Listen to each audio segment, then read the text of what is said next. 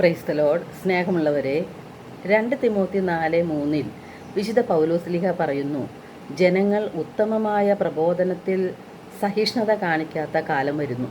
കേൾവിക്ക് ഇമ്പമുള്ളവയിൽ ആവേശം കൊള്ളുകയാൽ അവർ തങ്ങളുടെ അഭിരുചിക്ക് ചേർന്ന പ്രബോധകരെ വിളിച്ചുകൂട്ടും.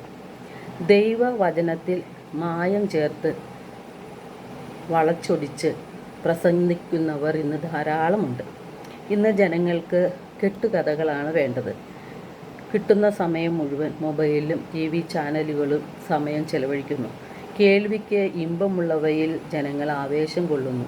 സിനിമയും സീരിയലും കോമഡികളും മറിമായങ്ങൾ എല്ലാം കണ്ട് രസിക്കുകയാണ് മനുഷ്യൻ. എല്ലാ തിരക്കിനിടയിലും അവർ ഇതിനെല്ലാം വേണ്ടി സമയം കണ്ടെത്തുന്നു. TV ചാനലുകൾ മാറി മാറി കണ്ട് ആവേശം കൊള്ളുന്നു. ദൈവവചനം വായിക്കുവാനോ പ്രാർത്ഥിക്കുവാനോ സമയം കണ്ടെത്താൻ കഴിയുന്നില്ല. മറ്റുള്ളവരെ കുറ്റം വിധിക്കാനും അവരുടെ കുറവുകൾ കണ്ടെത്താനും പരദൂഷണം പറയുവാനും നമ്മുടെ സമയം നാം കണ്ടെത്തുകയാണ്. വചനം വായിക്കുവാൻ ഇന്ന് ആർക്കും താല്പര്യമില്ല. യേശു പറഞ്ഞു, എൻ്റെ പിതാവിനാൽ ആകർഷിച്ചാലല്ലാതെ ആരും എൻ്റെ അടുക്കൽ വരുന്നില്ല എന്ന്. യേശു എനിക്കാരാണ്? എന്താണ് യേശു എനിക്ക് വേണ്ടി ചെയ്തത്? ദൈവം തൻ്റെ പുത്രനെ ഈ ഭൂമിയിലേക്ക് അയച്ചത് എന്തിനു വേണ്ടിയാണ്? ദൈവത്തിൻ്റെ വചനം എന്തിനു വേണ്ടിയാണ് നമുക്ക് നൽകപ്പെട്ടിരിക്കുന്നത്? ഈ ചോദ്യങ്ങൾക്ക് ശരിയായ ഉത്തരം കിട്ടിയാൽ, അത് നാം വിശ്വസിച്ചാൽ, വിശുദ്ധ പൗലോസ്ലീഹ പോലെ നമുക്കും പറയാൻ കഴിയും, സുവിശേഷം രക്ഷയിലേക്ക് നയിക്കുന്ന ദൈവശക്തിയാണ്. യേശുവിനെ സ്വന്തമാക്കാൻ വിളിക്കപ്പെട്ടവരാണ് നാം ഓരോരുത്തരും. യേശുവിനെക്കുറിച്ചുള്ള ജ്ഞാനം കൂടുതൽ വിലയുള്ളതാകയാൽ സർവവും ഉച്ഛിഷ്ടം പോലെ ഞാൻ കരുതുന്നു എന്നാണ് വിശുദ്ധ പൗലോസ്ലീഹ പറഞ്ഞത്. നമുക്ക് ചിലപ്പോൾ സംശയം തോന്നാം, വചനം ചിന്തിച്ചിരുന്നാൽ നമ്മുടെ ഉത്തരവാദിത്തങ്ങൾ എങ്ങനെ നിറവേറ്റാൻ കഴിയും എന്നാണ്. ഒരു ദിവസത്തിൽ 24 മണിക്കൂറുണ്ട്. അതിൽ അരമണിക്കൂറെങ്കിലും പല സമയത്തായിട്ട് ദൈവവചനം വായിക്കുവാനും ധ്യാനിക്കുവാനും നമുക്ക് സമയം കണ്ടെത്തണം. നമ്മുടെ നാവിനെ നാം നിയന്ത്രിക്കണം.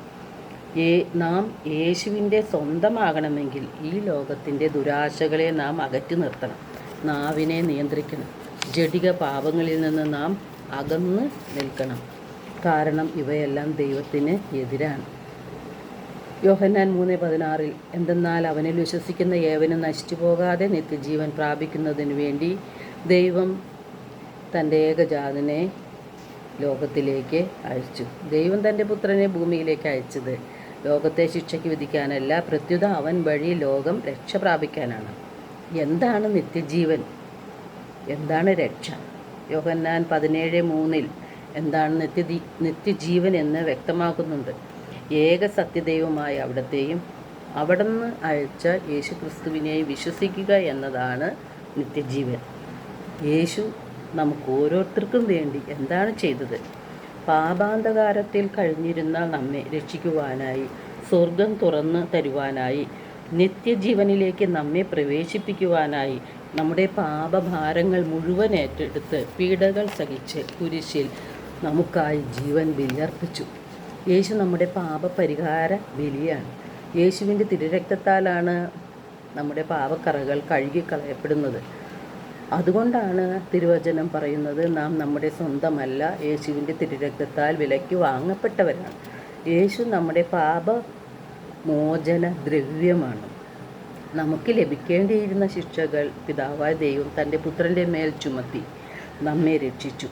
നമ്മുടെ ആത്മരക്ഷയാണ് ദൈവം ആഗ്രഹിക്കുന്നത്. യേശു നമ്മുടെ പാപങ്ങൾ ഏറ്റെടുക്കുക മാത്രമല്ല, കുരിശിൽ പീഡകൾ സഹിച്ച് മരിക്കുക മാത്രമല്ല ചെയ്തത്, തൻ്റെ ശരീര രക്തങ്ങൾ പങ്കുവെച്ച് തന്ന പരിശുദ്ധ കുർബാന സ്ഥാപിച്ചുകൊണ്ട് നമ്മോടൊപ്പമായിരിക്കാൻ അപ്പമായി മാറി തിരുവോസ്തിയിൽ ഇന്നും ജീവനോടെ നമ്മെ കാത്തിരിക്കുകയാണ്. യുഗാന്തം വരെ ഞാൻ നിങ്ങളോട് കൂടെ ഉണ്ടായിരിക്കുമെന്ന വാഗ്ദാനം നിറവേറ്റിക്കൊണ്ടിരിക്കുകയാണ്. പരിശുദ്ധാത്മാവിനെ നൽകി യേശു നമ്മെ ശക്തിപ്പെടുത്തുന്നുണ്ട്. നമ്മെ അനാഥരായി വിടുകയല്ല ചെയ്തത്. പരിശുദ്ധാത്മാവിൻ്റെ നിറവുണ്ടാകാനായിട്ടാണ് നാം അനുദിനം പ്രാർത്ഥിക്കുന്നത്. എല്ലാവർക്കും ഒരു നല്ല ദിനം ആശംസിക്കുന്നു. ദൈവം നമ്മെ ഓരോരുത്തരെയും സമൃദ്ധമായി അനുഗ്രഹിക്കട്ടെ.